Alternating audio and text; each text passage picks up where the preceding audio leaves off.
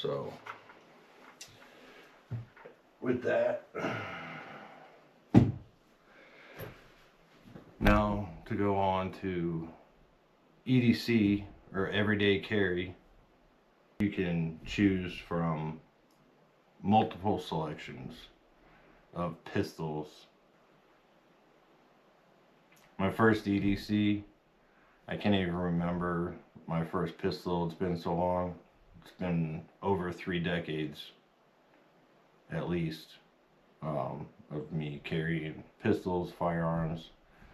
The first firearm that I personally bought myself was a Springfield XDM subcompact 40 cal, which I still have, but is not around anymore, so I didn't feel the need to pull it out, because nobody can buy it. They don't make it anymore. It's discontinued.